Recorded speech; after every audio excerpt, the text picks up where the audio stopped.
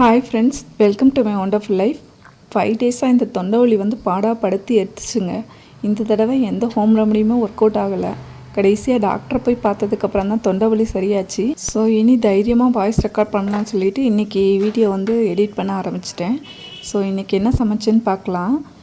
சளி பிடிச்சிருந்ததுனால சரியாக சாப்பிடவே முடியல. இன்றைக்கி நல்லா புளிப்பாக காரமாக ஏதாவது சமைச்சு சாப்பிடணும் போல் தோணுச்சு. ஸோ அப்பா ஊர்லேருந்து வாங்கி கொடுத்த கருவாடு பாக்ஸ்லேயே வெயிட் பண்ணிகிட்டு இருந்தது. ஸோ அதை எடுத்து சமைக்கலான்னு சொல்லிவிட்டு இன்றைக்கி அதுக்கு ரெடி பண்ணிகிட்டு இருந்தேன். இது வந்துட்டு சீலா கருவாடு. ஸோ இது ரொம்ப டேஸ்ட்டாக இருக்கும். குழம்பு நல்லா வாசமாக, நிறைய போடணும்னு தேவையில்லை. சும்மா 2 பீஸ் போட்டாலே போதும். நான் கருவாடெல்லாம் தொட்டு சாப்பிட மாட்டேன். ஸோ இந்த ஸ்மெல்லுக்காக தான் போடுவேன். ஸோ அதுக்கு இப்போ ஒரு மசாலா ஒன்று ரெடி பண்ணிக்கிறேன். ஒரு பல்லு தேங்காய், அதோட ஒரு ஸ்பூன் ஜீரகம் இதை போட்டு மிக்சியில் வந்து ஒரு சுற்று விட்டுட்டு எடுத்துட்டு அதுக்கப்புறமேட்டி கொஞ்சமாக சின்ன வெங்காயம் எடுத்து வச்சுருக்கேன், ஒரு 10 பக்கம். அதையும் சேர்த்து நல்லா நைஸாக அரைச்சி வச்சுக்கலாம். இன்றைக்கி வந்துட்டு நல்லா ஹெல்த்தியாக ஏதாவது சாப்பிட்ணுன்னு சொல்லிட்டு உளுந்து சாதம் தான் வைக்க போகிறேன். ஸோ இந்த உளுந்து சாதத்துக்கும் இந்த கருவாட்டு குழம்புக்கும் அவ்வளோ டேஸ்ட்டாக இருக்கும். கண்டிப்பாக ஒரு தடவை நீங்கள் ட்ரை பண்ணி பாருங்கள். இப்போ நான் இதை எடுத்து வச்சுட்டேன். இந்த குழம்பு வந்து நான் காலையிலே ரெடி பண்ணி வச்சுட்டேன். இன்றைக்கி வந்துட்டு இங்கே வந்து ஷட்டவுனு. ஸோ அதனால் காலையிலே எல்லா வேலையும் முடிச்சு வச்சுட்டேன். ஸோ இடையிலே வந்துட்டு காலையில் பிரேக்ஃபாஸ்ட்டும் ரெடி பண்ணிடலாம்னு சொல்லிட்டு அதுக்கு வந்து சட்னிக்கு வதக்கிட்டு இருந்தேன்.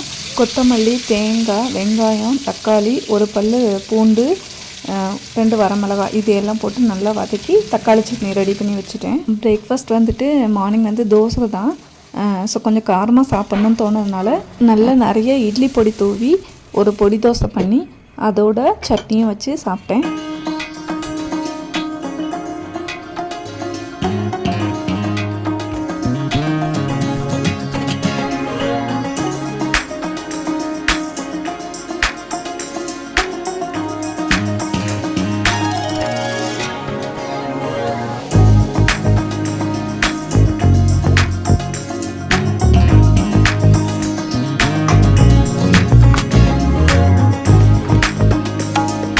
பிரேக்ஃபாஸ்ட் எல்லாம் முடிச்சுட்டு குழம்ப வச்சு விட்டுறலான்னு சொல்லிவிட்டு அதுக்கு வதக்கி விட்டுட்டு இருந்தேன். ஃபஸ்ட்டு வந்துட்டு கொஞ்சமாக எண்ணெய் விட்டு கடுகு உளுந்தம் பருப்பு தாளித்து நம்ம க்ளீன் பண்ணி எடுத்து வச்சுக்கிற கருவாடையும் போட்டு அதெல்லாம் நல்லா வதக்கிக்கலாம். இதோட ஒரு தக்காளி, பச்சை மிளகாய் அதையும் சேர்த்து நல்லா வதக்கிக்கிறேன். இது நல்லா வதங்கினதுக்கப்புறம் தான் மசாலா வந்து கூட்டி வைக்கணும். வதங்கும் போதே வந்துட்டு நல்லா வாசமாக இருக்கும். கருவாடு வந்து நம்ம குக் பண்ணி முடிக்கிறதுக்குள்ளே சுத்தமாக குழம்போட நல்லா கரைஞ்சிடும். அதுதான் குழம்புக்கு வந்து நல்லா டேஸ்ட்டு கொடுக்கும். நல்லா வதங்கினதுக்கு அப்புறமேட்டி இப்போ நம்ம அரைச்ச தேங்காய் விழுதை வந்து இதில் ஆட் பண்ணிக்கலாம். இந்த தேங்காய் பேஸ்ட் அரைக்கும் போது நான் வந்து ஒரு துண்டு புளியும் சேர்த்து அரைச்சிருக்கேங்க. அதை வந்து இதில் வீடியோவில் ரெக்கார்ட் பண்ண விட்டுட்டேன். புளி சேர்க்காமல் கண்டிப்பாக கருவாட்டு குழம்பு நல்லா இருக்காது. ஸோ புளியை வந்து நீங்கள் தேங்காவோட ஆட் பண்ணியும் அரைச்சிக்கலாம், இல்லைன்னா தனியாக கரைச்சும் ஊற்றிக்கலாம். நான் இன்றைக்கி வந்து தேங்காவோட சேர்த்து அரைச்சிட்டேன். இதுக்கப்புறமா 2 ஸ்பூன் மல்லித்தூள், 1 ஸ்பூன் மிளகாய்த்தூள், இதோட குழம்புக்கு தேவையான அளவு தண்ணி சேர்த்து நல்லா கொதி வந்ததுக்கப்புறமேட்டி அடுப்பை சிம்மில் வச்சு ஒரு மூடி போட்டு நல்லா கொதிக்க விட்டுடலாம். இந்த ஸ்டேஜில் உப்பு செக் பண்ணிவிட்டு உப்பு தேவைப்பட்டால் நம்ம கொஞ்சமாக போட்டுக்கலாம். கருவாட்டிலே சில நேரம் உப்பு இருக்கிறதுனால குழம்புக்கு உப்பு தேவைப்படாது, தேவைப்பட்டால் போட்டுக்கலாம்.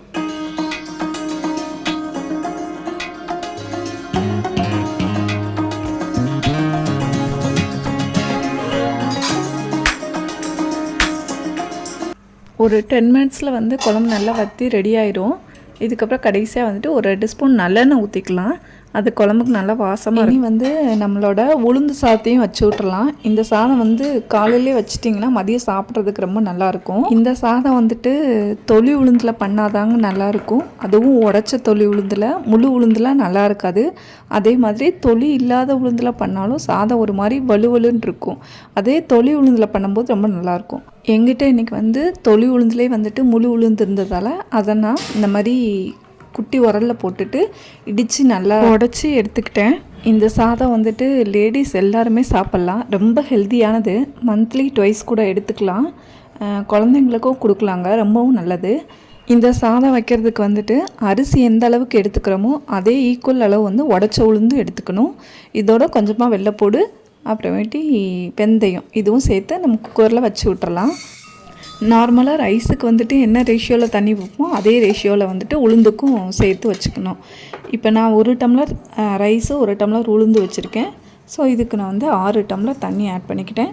வெள்ளைப்பூடு இதோட அப்புறம் கொஞ்சமாக வெந்தயம் ஆட் பண்ணிக்கணும். நிறைய ஆட் பண்ணால் கசக்க ஆரம்பிச்சிடும்.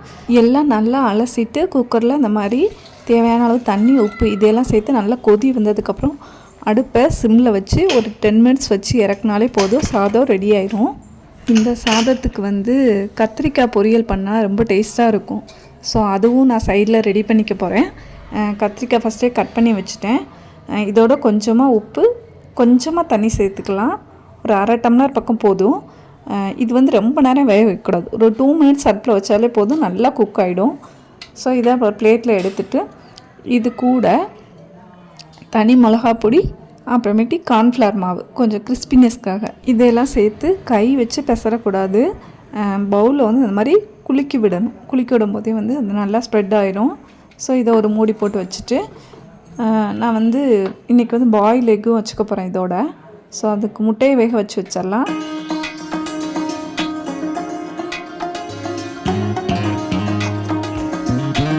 இப்போ சாதத்தை ஓப்பன் பண்ணி பார்த்துடலாம். சாதம் நல்லா வெந்துருச்சு. இதை நல்லா கரண்டி வச்சு கிளறி மசிச்சு விட்டு நம்ம மூடி போட்டு வச்சிடலாம். அடுத்து வந்துட்டு பேனில் வந்துட்டு இப்போ வந்து கத்திரிக்காவை பொரித்து எடுத்துக்கலாம்.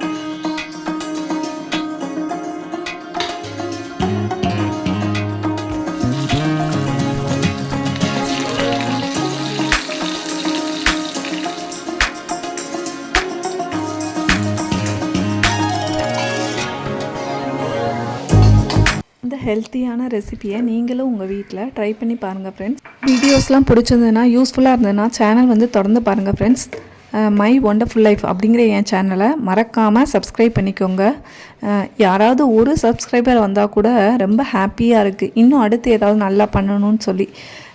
ஸோ உங்களுக்கு பிடிச்சிருந்தது, யூஸ்ஃபுல்லாக இருந்ததுன்னா கண்டிப்பாக சேனல் வந்து மறக்காமல் சப்ஸ்கிரைப் பண்ணிக்கோங்க. உங்கள் ஃப்ரெண்ட்ஸ் அண்ட் ஃபேமிலிக்கும் ஷேர் பண்ணுங்கள் ஃப்ரெண்ட்ஸ். நெக்ஸ்ட் வீடியோவில் எங்கள் தேனியோட ரொம்ப ஃபேமஸ் ஒரு இன்ட்ரெஸ்டிங்கான பிளேஸை பற்றி பார்க்கலாம் ஃப்ரெண்ட்ஸ். நன்றி. வாழ்க வளமுடன்.